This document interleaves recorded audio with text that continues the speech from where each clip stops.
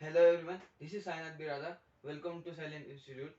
Today तो इस video में हम लोग करने जा रहे हैं क्लास टेंथ का साइंस का बायोलॉजी का पहला चैप्टर जो कि लाइफ प्रोसेसेस। ये चैप्टर बहुत लंबा है, इसलिए स्टूडेंट्स को जो है वो हार्ड लगता है, बट चैप्टर में ऐसा हार्ड कुछ भी नहीं है। ये बहुत इजी चैप्टर है और इस वीडियो के बाद तो आपको सब क्लियर हो जाएगा। तो ये चैप्टर चार पार्ट्स में डिवाइड होगा, इसकी चार वीडियोस होंगी। तो ये पहला वीडियो है। इस चैप्टर में हम न्यूट्रिशन वाला प्रोसेस जो है वो डिस्कस करेंगे। तो इस चैप्टर में टोटल चार प्रोसेस है: nutrition, transportation, respiration and excretion. तो इसमें हम न्यूट्रिशन करेंगे। तो आइए शुरू करते हैं। तो पहले हमें इंट्रोडक्शन दिया गया है लाइफ प्रोसेस के चैप्टर के वहाँ पे। उसमें से ज्यादा कुछ है नहीं, उसमें सब बताया है कि लाइफ प्रोसेस क्या होता है। लाइफ प्रोसेस क्या होता है? लाइफ प्रोसेस यानी कि किसी भी ऑर्गेनिज्म को सरवाइव करने के लिए जो प्रोसेस रहता है, किसी भी ऑर्गेनिज्म को जो सरवाइव करने के लिए प्रोसेस वो यूज करते हैं, उसको लाइफ प्रोसेस कहते हैं। तो कुछ बेसिक लाइफ प्रोसेस है, जैसे कि न्यूट्रिशन है, रेस्पिरेशन है, ट्रांसपोर्टेशन है, एक्सक्रीशन है। अब ये चारों क्या होते हैं वो तो हम इस साल डिटेल में पढ़ने को दिया है हमें क्लास 10 में। तो लाइफ प्रोसेस, आई होप आपको लाइफ प्रोसेस क्या है वो समझ में आया रहेगा। मैं फिर से बता दूं, the processes in which we use in daily life to maintain an organism to live a life. तो वही होता है लाइफ प्रोसेस, जो प्रोसेस हम एक ऑर्गेनिज्म उसके throughout the life to वो जीने के लिए वो यूज करता है, वो प्रोसेस को लाइफ प्रोसेस कहते हैं। तो अभी हम अपने हमारे पहले लाइफ प्रोसेस की तरफ बढ़ते, जो कि है न्यूट्रिशन। तो हमारी फर्स्ट प्रोसेस है न्यूट्रिशन। न्यूट्रिशन क्या होता है भाई? कोई भी ऑर्गेनिज्म किसी प्रोसेस से अगर फूड इंटेक कर रहा हो या फिर कोई न्यूट्रिएंट्स इंटेक कर रहा हो, तो उस प्रोसेस को कहते हैं न्यूट्रिशन। तो न्यूट्रिशन क्या होगा? Basically the process by which an organism takes in the food और the nutrients is called nutrition. तो अभी न्यूट्रिएंट्स क्या होता है? न्यूट्रिएंट्स वो चीज होती है जिसमें से ऑर्गेनिज्म को जो बॉडी के मेंटेनेंस के लिए जो जरूरी चीजें हैं, वो चीजों को न्यूट्रिएंट्स बोलते हैं। तो material for the maintenance of the body of the organism is called as nutrients. तो अभी सभी ऑर्गेनिजम्स का तो जो है वो इनटेक करने का प्रोसेस वो सेम नहीं होगा। तो इसीलिए दो हमें न्यूट्रिशन पढ़नी। न्यूट्रिशन में दो टाइप्स है, फर्स्ट है ऑटोट्रॉफिक और हेटेरोट्रॉफिक। जैसे कि अभी देखो, प्लांट्स का जो इनटेक करने का तरीका है वो अलग होगा और एनिमल्स का जो है वो अलग होगा। इसीलिए फिर दो यहाँ पर टाइप्स है न्यूट्रिएंट के, जो न्यूट्रिशन के, वो है ऑटोट्रॉफिक और हेटेरोट्रॉफिक। अभी ऑटोट्रॉफिक और हेटेरोट्रॉफिक क्या है वो हम डिटेल में पढ़ेंगे। तो ऑटोट्रॉफिक मोड ऑफ न्यूट्रिशन वो होता है जो खुद अपना फूड बना सकते हैं। जैसे कि प्लांट्स, हम छोटे क्लास में भी पढ़े हुए हैं कि ऑटोट्रॉफ्स वो होते हैं जो जो अपने आप फूड बना सकते हैं, और हेटेरोट्रॉफ्स जो होते हैं वो अपने आप फूड नहीं बना सकते। तो ऑटोट्रॉफिक न्यूट्रिशन को हम कैसे डिफाइन करेंगे? The mode of nutrition in which the organism can make food on its own. तो क्या? The mode of nutrition in which the organism can make its food on its own, this mode of nutrition is called as autotrophic mode of nutrition. I hope आपको autotrophic mode of nutrition समझ में आया रहेगा। इसका जो example है वो बहुत कॉमन है। प्लांट्स प्लांट्स जो है वो खुद फूड बनाते हैं, हम सबको पता है। कौन से प्रोसेस से बनाते हैं भाई? फोटोसिंथेसिस। इसको भी हम डिटेल में पढ़ेंगे अगले टॉपिक, फोटोसिंथेसिस से ये बनाते हैं। डन। अभी आते हैं हेटेरोट्रॉफिक मोड ऑफ न्यूट्रिशन पर। हेटेरोट्रॉफिक मोड ऑफ न्यूट्रिशन क्या होता है? इस प्रोसेस में जो भी ऑर्गेनिजम्स है ना, वो ऑटोट्रॉफ्स पे डिपेंड होंगे या किसी और पे डिपेंड होंगे अपने फूड के लिए। समझ रहे हो? ऑटोट्रॉफ पे डिपेंड होंगे या किसी और ऑर्गेनिजम्स पे डिपेंड होंगे अपने फूड के लिए। इसका मतलब है ये खुद अपना फूड नहीं बना सकते।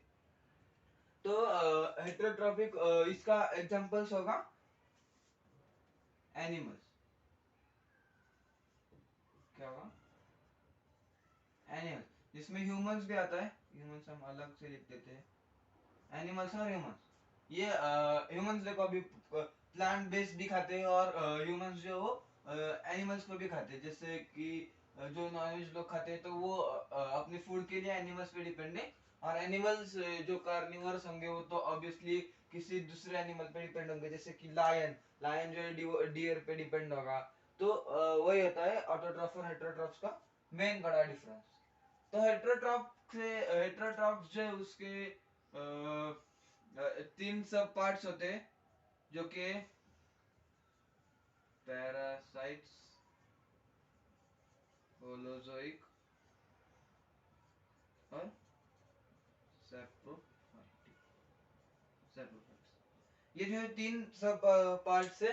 तो इस पे ज्यादा तो क्वेश्चन आते नहीं है, बस आपको ये याद रखना है हेटेरोट्रॉपिक न्यूट्रिशन के क्या तीन सब पार्ट्स है, पैरासाइट्स, सेलुलोइड और सैप्रोफाइट्स। तो यहाँ पर ऑटोट्रॉपिक और हेटेरोट्रॉपिक न्यूट्रिशन जो है वो खत्म हो गया है। अब हम अगले टॉपिक की तरफ बढ़ते हैं, जो कि हमारा फोटोसिंथेसिस। तो नेक्स्ट टॉपिक की तरफ बढ़ते हैं। अभी हम ऑटोट्रॉफ्स को ही थोड़ा डीप में समझेंगे। ऑटोट्रॉफ्स में क्या होता है, फोटोसिंथेसिस हमें गिवन है, जो मैंने बताया कि उसका एक बढ़िया एग्जांपल प्लांट्स। तो प्लांट्स किस तरीके से अपना न्यूट्रिशन बनाते हैं, देखिए जो वो बनाते हैं फोटोसिंथेसिस से। फोटोसिंथेसिस अभी एक इसकी इक्वेशन गिवन है हमारे एनसीईआरटी के टेक्स्ट बुक में। इक्वेशन क्या कह रहा है, 6CO2 plus 12H2O in the presence of chlorophyll and sunlight। अभी chlorophyll और sunlight क्या है वो भी देखेंगे। will give out ये ग्लूकोज है C12H2 C2H12O6, ये जो है ये ग्लूकोज है। और क्या होगा उसके साथ, ऑक्सीजन, ऑक्सीजन देते हैं प्लांट्स और H2O भी देते हैं ट्रांसपिरेशन प्रोसेस से। ये जो है फोटोसिंथेसिस की इक्वेशन है, ये आप याद रखिए, पूछा जा सकता है। अभी फोटोसिंथेसिस में एक बहुत इंपॉर्टेंट चीज होती है, उसके जो वो स्टेप्स पूछे जाते हैं हमें। तीन स्टेप्स है आपके एनसीईआरटी के टेक्स्ट बुक में गिवन है, इक्वेशन के जस्ट बिलो आपको गिवन है। वो तीन स्टेप्स मैं यहाँ पर लिख दे रहा हूँ। सबसे पहला स्टेप होगा, एक्सप्लेन भी कर दूंगा मैं, absorption of sunlight chlorophyll.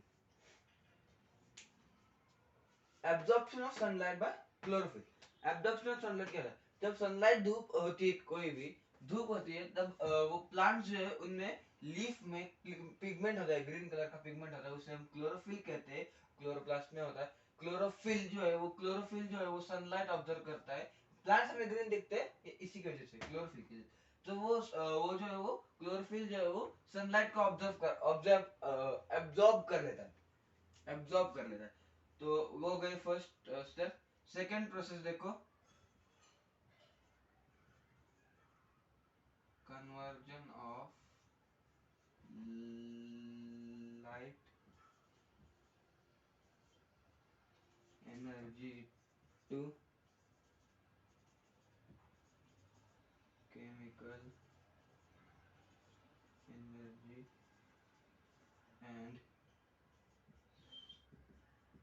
Splitting of,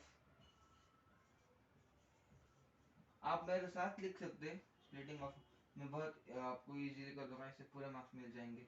splitting of water into oxygen. Water में क्या होता है, ऑक्सीजन और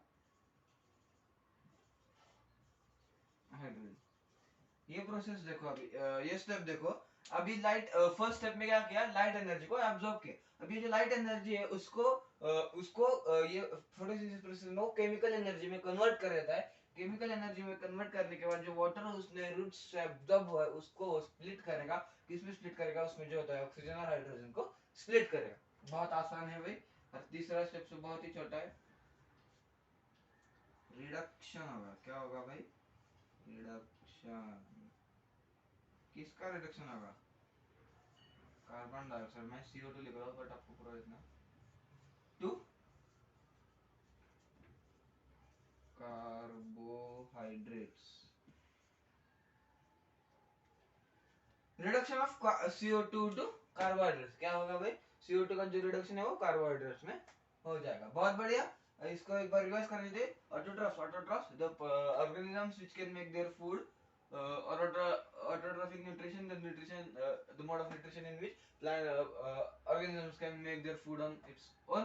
इसमें एक एग्जांपल लगा photosynthesis। इसकी इक्वेशन गिवन है 6CO2 plus 12H2O, chlorophyll in the presence of sunlight and chlorophyll क्या देगा, ग्लूकोज देगा, O2 देगा, वाटर देगा। बहुत बढ़िया। तीन स्टेप्स है, absorption of sunlight by chlorophyll, sunlight का एब्जॉर्प्शन होगा, light energy to chemical energy को कन्वर्ट होगा जो पहले इसमें किया है, और स्प्लिटिंग ऑफ वाटर होगा, किसमें स्प्लिट होगा, ऑक्सीजन हाइड्रोजन में स्प्लिट होगा। थर्ड स्टेप में होगा रिडक्शन होगा कार्बन डाइऑक्साइड का कार्बोहाइड्रेट्स में। बहुत बढ़िया। आई होप आपको ये समझ में आएगा। फोटोसिंथेसिस प्रोसेस बहुत आसान सा है। इसमें एक और टर्म है, मैं आपको अभी समझा देता हूँ, स्टोमेटा। स्टोमेटा से पानी अंदर बाहर होगा, गैसेस का एक्सचेंज होगा, उसमें गार्ड सेल्स होती है, जब वो उसकी वजह से स्टोमेटा का ओपनिंग और क्लोजिंग पूछा जाएगा। बट वो इस पॉइंट ऑफ व्यू से इतना इम्पोर्टेंट नहीं है स्टोमेटा का, बट आपके इसमें दिया है वो डायग्राम आ सकता है उसका। सो डायग्राम प्रैक्टिस करके जाइए, उसके डायग्राम का आपको लेबलिंग करने को पूछा जाएगा, तो वो डायग्राम देख के जाइए। बाकी उसमें एक्सप्लेन करने जैसा कुछ भी नहीं है, बस टोमेटा का यूज पूछा जा सकता है कि किस लिए होगा। तो आपको एक नया it helps in exchange of gases, also it helps in moving out of the water by transpiration। तो बहुत बढ़िया। आई होप आपको समझ में आ रहेगा इतना। तो बढ़ते अपने हमारे न्यूट्रिशन के सेकंड पार्ट की तरफ, जो कि हेटेरोट्रॉफ्स। नेक्स्ट टॉपिक है हेटेरोट्रॉफिक न्यूट्रिशन। हेटेरोट्रॉफिक न्यूट्रिशन क्या होता है भाई? हेटेरोट्रॉफिक न्यूट्रिशन होता है जिसमें प्लांट जिसमें ऑर्गेनिज्म जो है वो खुद से फूड नहीं बना पाता है, तो वो न्यूट्रिशन क्या बोलेंगे? तो nutrition in which the organism is not able to make food on its own. इसके मैंने तीन टाइप बताया, उसको डिटेल में पढ़ते हैं। Holozoic nutrition. होलोजोइक न्यूट्रिशन क्या होता है? जिसमें एक देखो, हर्बिवोर्स आते हैं, कार्निवोर्स आते हैं, ओमनिवोर्स, मतलब जो इसमें वेजिटेरियन लोग, नॉन वेजिटेरियन लोग और जो दोनों खाते हैं वो, मतलब ये तो एनिमल्स के लिए। ये सिर्फ जो प्लांट्स पे बेस्ड होते हैं, ये सिर्फ एनिमल्स पे बेस्ड, और ये दोनों चलता है इनको। Next saprophytic. सैप्रोफाइटिक क्या होता है? ऐसा एनिमल जो सिर्फ डेड ऑर्गेनिक खाते हो, डेड ऑर्गेनिक जो मरा हुआ है उस पे जिंदा रहते हो, उसका एग्जांपल है यीस्ट, जैसे कि। नेक्स्ट है पैरासिटिक न्यूट्रिशन। पैरासिटिक न्यूट्रिशन ये याद रखने में थोड़ा कट स्टूडेंट्स को जो है वो दिक्कत देता है, बट ऐसा कुछ भी नहीं है इसमें। होलोजोइक, सैप्रोट्रॉफिक और पैरासिटिक न्यूट्रिशन। पैरासिटिक न्यूट्रिशन इसका एग्जांपल प्लाज्मोडियम। इस पैरासिटिक न्यूट्रिशन ऐसा होता है कि जिसमें ऑर्गेनिज्म या तो बॉडी के ऊपर रह रहा रहेगा या फिर अंदर रह रहा रहेगा, जैसे कि प्लाज्मोडियम। आई होप आपको ये तीनों भी समझ में आएंगे, इतना कुछ इसमें डिफिकल्ट है ही नहीं। ये सब प्रीवियस क्लासेस में हम पढ़ चुके हैं, हेटेरोट्रॉफ, ऑटोट्रॉफ, तो वही हमें अभी पढ़ने के लिए दिया है। तो आई होप आपको ये भी टॉपिक समझ में आएगा। हम तो अभी नेक्स्ट टॉपिक की तरफ बढ़ेंगे, जो कि वो तो अभी इसके बाहर ऑटोट्रॉफ्स हैं, और प्लांट्स यहाँ पे खत्म होता है। प्लांट्स जो है वो हेटेरोट्रॉफ यहीं पे खत्म होता है अभी। हालांकि वो ऑटोट्रॉफ्स पे खत्म हो गया था, बट अभी हम इसमें न्यूट्रिशन में एक नया टॉपिक आएगा, जो कि अमीबा का। अमीबा कैसे होगा वो देखेंगे अभी। तो आइए बढ़ते हैं।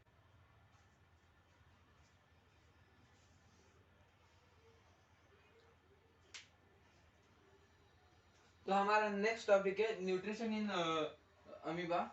चलो इधर ही लिखते हैं, न्यूट्रिशन इन अमीबा। तो देखिए, बेसिकली अमीबा जो है ना वो यूनिसेल्युलर ऑर्गेनिज्म है। यूनिसेल्युलर मतलब जिसमें सिंगल सेल हो, मल्टीपल नहीं होता। अभी वो अमीबा सिंगल यूनिसेल्युलर ऑर्गेनिज्म है।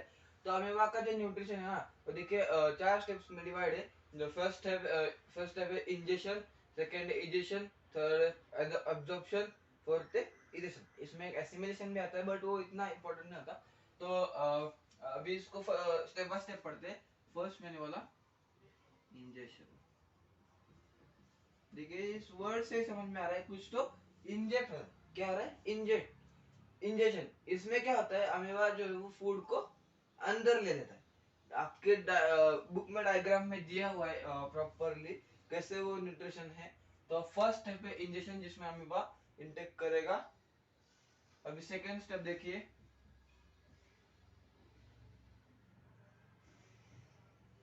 डाइजेशन। First second digestion. अभी इंजेक्ट कर लिया तो सेकंड होगा डाइजेस्ट करेगा उसको। अमीबा जो है वो डाइजेस्ट करेगा जो फूड लिया है, इंजेक्ट किया है वो बॉडी में, वो डाइजेस्ट करेगा। ऐसे आपको टेक्स्ट बुक में दिया डायग्राम, ऐसे सूडोपोडिया वो दो ऐसे निकालेगा, डिवाइड करेगा, फिर वो अंदर ऐसे खींच लेगा, बंद करेगा, अंदर लेगा, ऐसे 4 डायग्राम्स दे वो आपको। तो वो डायग्राम्स तो हालांकि एकदम कुछ नहीं जाते, बट आपको लेबल करने के लिए आ सकता है, तो एक बार वो देख लेना वो। उसके बाद है एब्जॉर्ब। ये बहुत बेसिक चीज है। ये फर्स्ट न्यूट्रिशन जो है, फर्स्ट प्रोसेस में जो न्यूट्रिशन बहुत बेसिक चीज है, इसमें कुछ ज्यादा दिमाग लगाना नहीं है। इंजेक्शन होने का डाइजेशन होगा, वो डाइजेस्ट क्या वो चीज है, वो क्या चाहिए हमें, हालांकि हम न्यूट्रिशन पढ़ रहे तो वो न्यूट्रिएंट्स चाहिए हमें, तो वो न्यूट्रिएंट्स एब्जॉर्ब करेगा। जो भी उसने खाया है, वो जो भी उसने इंजेक्ट किया है, जो भी उसने डाइजेस्ट किया, वो अपने सर्वाइवल के लिए उसको एब्जॉर्ब करेगा। तो बेसिकली वो ये थर्ड एब्जॉर्प्शन। फोर्थ है वो अभी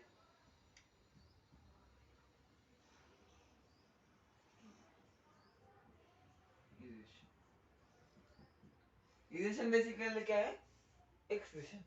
बहुत इजेशन मतलब इनके एक्सक्रीशन, पहले इंजेक्ट किया, फिर डाइजेस्ट किया, फिर अब्सॉर्ब किया, इजेक्ट किया। बहुत बढ़िया।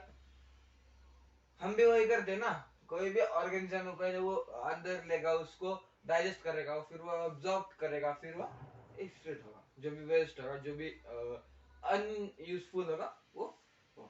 तो आई होप आपको न्यूट्रिशन अभी समझ में आएगा। उसमें इतना हार्ड कुछ था नहीं, हालांकि इतना इम्पोर्टेंट भी टॉपिक नहीं है, बट पढ़ने के लिए दिया है हमें, तो हम हालांकि इतना इम्पोर्टेंट नहीं एग्जाम पॉइंट ऑफ व्यू से। तो आई होप आपको ये भी समझ में आया रहेगा। तो अभी हम नेक्स्ट टॉपिक की तरफ बढ़ेंगे, जो कि इम्पोर्टेंट है, जिसमें हम ह्यूमन बींग्स के बारे में पढ़ेंगे। ह्यूमन बींग्स कैसे, ह्यूमन बींग्स में कैसे न्यूट्रिशन होता है, उसका टॉपिक है न्यूट्रिशन इन ह्यूमन बींग्स। तो आइए बढ़ते हैं उसकी तरफ। तो न्यूट्रिशन इन ह्यूमन बींग्स की तरफ हम आते हैं। न्यूट्रिशन ह्यूमन बींग्स, पहले हम न्यूट्रिशन ह्यूमन बींग्स से क्या होता है, सबसे मेन प्रोसेस होता है digestive system. Nutrition in human beings का सबसे मेन सिस्टम है डाइजेस्टिव सिस्टम। हमने लोअर क्लासेस में पढ़ा है कि डाइजेशन हमने पढ़ा है, डाइजेस्टिव सिस्टम क्या होता है, उसी को अभी हम थोड़ा डीप में जाएंगे। डाइजेस्टिव सिस्टम क्या होता है, it is the process of intake of essential nutrients in the which takes place throughout the system। एक सिस्टम की तरह होगा, उस सिस्टम को हम कहेंगे digestive system. Intake of essential nutrition in the form of food takes place through process is called as digestive system. तो digestive system में मेन प्रोसेस होता है वो डाइजेशन होता है। डाइजेशन क्या है, कैटाबॉलिक प्रोसेस है, जिसमें कि लार्ज मॉलिक्यूल्स जो है वो ब्रेक डाउन होते हैं स्मॉल मॉलिक्यूल्स में। तो अभी नेक्स्ट टॉपिक है डाइजेस्टिव ह्यूमन बींग्स का, जो कि एलिमेंट्री कैनल। एलिमेंट्री कैनल क्या होती है, एलिमेंट्री कैनल एक 7 से 8 मीटर लंबी एक ट्यूब होती है ह्यूमन बॉडी में, जिसमें कि जो डाइजेशन जो ये प्रोसेस है ना, वो होती है। Digestion takes place in the alimentary canal which is a 7 to 8 metre long tube. Metre metre ध्यान में रखिए, लिख के देखो, 7 to 8 मीटर लॉन्ग ट्यूब, बहुत बड़ी। अभी इसके कुछ पार्ट्स है, 8 पार्ट है इसके, हम एक एक करके पढ़ेंगे। देखो, माउथ। माउथ जो है ना, एलिमेंट्री का सबसे फर्स्ट पार्ट है, एलिमेंट्री कैनल का सबसे फर्स्ट पार्ट है, जहाँ पे डाइजेशन स्टार्ट होती है। कैसे स्टार्ट होती है वो हम आगे देखेंगे। इसके दो सब पार्ट है, जो है टंग और टीथ। टंग क्या है, एक मस्कुलर पार्ट है, जो कि सेंस बहुत सेंसिटिव होता है, हम टेस्ट जो है टंग से सेंस करते हैं। ये जो टीथ, ये जो हार्ड हार्ड पार्ट है, जिससे हम च्यू करते हैं, ऐसे अपर और लोअर दोनों इसको प्रेजेंट होता है। फिर हमारा नेक्स्ट आता है फेरिंग्स। फेरिंग्स जो होता है वो हमारे ओरल कैविटी के जस्ट पीछे होता है, वो इसोफेगस और ट्रैकिया दोनों को कनेक्ट करता है। ट्रैकिया विंड पाइप होती है। नेक्स्ट हमारा थर्ड पार्ट है इसोफेगस। इसोफेगस बेसिकली हमारा ये जो फूड पाइप है, जिससे हम यहाँ पे लॉन्ग ट्यूब जो जाती है, वो इसोफेगस होता है। उसके बाद आता है स्टमक। आप एनसीईआरटी में एक डायग्राम दी गई है, आप उसको देख देख के यहाँ पे देखिए, उसको साथ में रखिए, आपको बहुत अच्छे से समझ आएगा। स्टमक, स्टमक जो है वो जे शेप में होता है। जे शेप का एक ऑर्गन होता है, इसमें कि जिसमें वो भी डाइजेशन के लिए हेल्प करता है, जिसमें एसिड एसिड जो है वो आता है, एसिड होते हैं और थोड़े और एंजाइम्स होते हैं, बायोलॉजिस्ट होता है वो है, आगे हम आगे पढ़ेंगे। उसके बाद आता है स्मॉल इंटेस्टाइन। स्मॉल इंटेस्टाइन भी डाइजेशन के लिए हेल्प करता है। फिर लार्ज इंटेस्टाइन आता है, इसमें अब्जॉर्ब फूड जो है वो डाइजेस्ट होता है। फिर आता है रेक्टम और फिर आता है एनस जो कि एक्सक्रीशन में करता है। तो यही था एलिमेंट्री कैनल्स के पार्ट्स। तो अभी हम आगे बढ़ेंगे डाइजेस्टिव ग्लैंड्स करते। अभी हमने पढ़ा एलिमेंट्री कैनल्स और एलिमेंट्री कैनल्स के पार्ट, अभी हम डाइजेस्टिव ग्लैंड्स पढ़ेंगे। तो हमारा नेक्स्ट टॉपिक है डाइजेस्टिव ग्लैंड्स। ये थोड़ा इम्पोर्टेंट टॉपिक है क्योंकि इसमें जो है कौन सा एंजाइम क्या डाइजेस्ट करता है वो सब दिया गया है।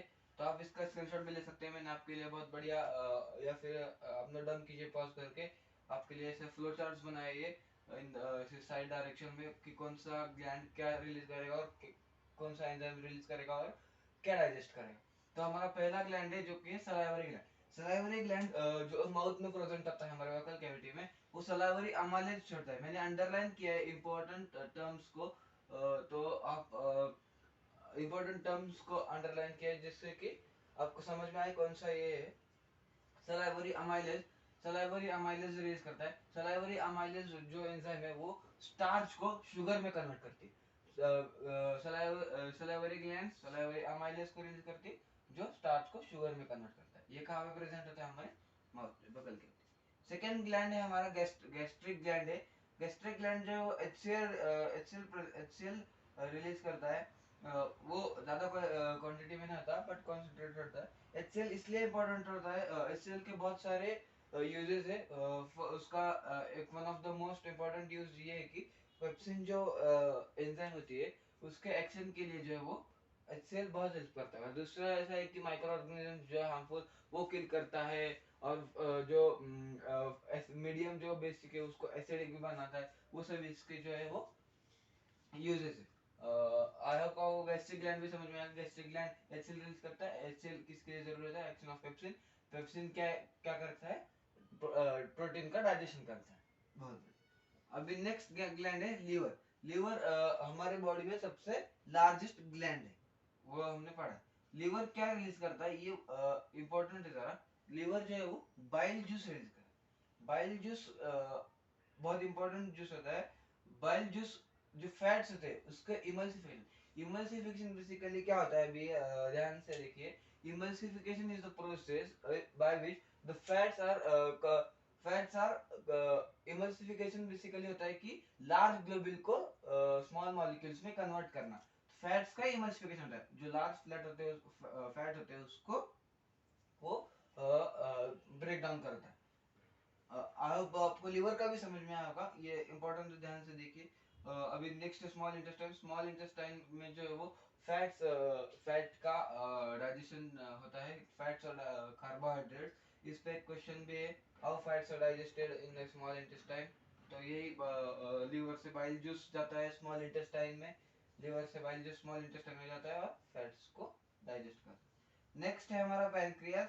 पैनक्रियास क्या होता है? पैनक्रियास देखिए ये तीन एंजाइम जो है वो रिलीज करता है। पहला है ट्रिप्सिन, सेकंड है लाइपेज और थर्ड है अमाइलेज। ट्रिप्सिन बेसिकली क्या करता है? जो प्रोटीन है उसको अमीनो एसिड्स में कन्वर्ट करता है, यानी कि डाइजेस्ट करता है।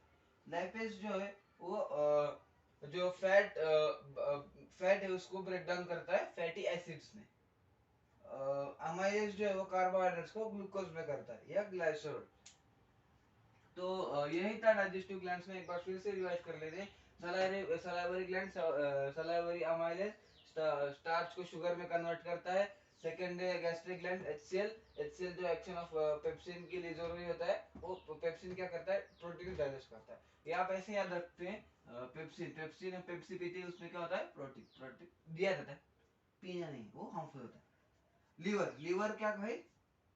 लीवर बाइल जूस करता है। ये एक इंपॉर्टेंट है बाइल जूस, इसको ध्यान में रखिए। बाइल जूस किस लिए इंपॉर्टेंट है? Emulsification of fat. Small intestine क्या करता है? कार्बोहाइड्रेट्स और फैट्स को डाइजेस्ट करता है। कैसे डाइजेस्ट करता है? क्वेश्चन आता है इस पे। Small intestine has animal finger like position inside its called villi, it then bile juice जो है वो स्मॉल इंटेस्टाइन में जाता है और फैट्स को डाइजेस्ट करता है। फैट्स कहाँ पे डाइजेस्ट होते हैं ऐसा भी क्वेश्चन आता है, वो आपको लिखना है स्मॉल इंटेस्टाइन। पैनक्रियास, पैनक्रियास क्या है? Trypsin lipase amylase. ट्रिप्सिन क्या करता है? प्रोटीन को एमिनो एसिड। अब आपको एक डाउट होगा, पेप्सिन भी प्रोटीन कर रहा है, ट्रिप्सिन भी प्रोटीन कर रहा है, ये दोनों भी करेंगे बट अलग अलग होगा उनका। दोनों का प्रोटीन ही लिखना, कंफ्यूज नहीं होना। लाइपेज क्या करता है, जो इमल्सिफाइड फैट्स है उसको फैटी एसिड में कन्वर्ट करता है। अमाइलेज क्या है, कार्बोहाइड्रेट्स को ग्लूकोज में करता है। बहुत बढ़िया, आई होप आपको ये भी डाइजेस्टिव ग्लैंड्स क्लियर हो गया। अभी आप इसका स्क्रीनशॉट लीजिए वरना पॉज करके नोट डाउन कीजिए।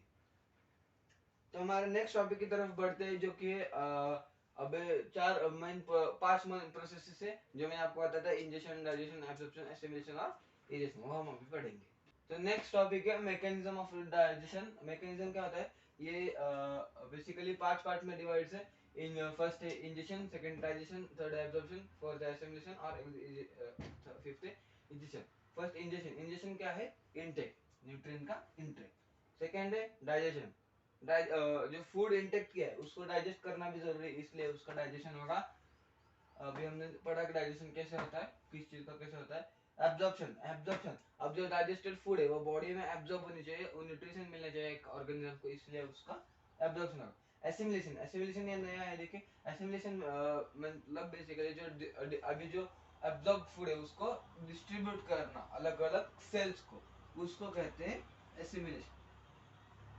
फोर्थ है इजेशन, जो कि एक्सक्रीशन, अभी जो वेस्ट होगा वो इंजेक्ट होगा। तो क्या है mechanism, egestion, digestion, absorption, assimilation. आपको ये डिटेल में नहीं है, सिर्फ आपको ये प्रोसेस याद रखें, बहुत है। तो यहाँ पे आपके लाइफ फर्स्ट लाइफ प्रोसेस जो कि न्यूट्रिशन है वो खत्म होती है। आई होप आपको ये फर्स्ट लाइफ प्रोसेस समझ में आई होगी। तो नेक्स्ट लाइफ प्रोसेस हम नेक्स्ट वीडियो में पढ़ेंगे, तब तक के लिए बाय।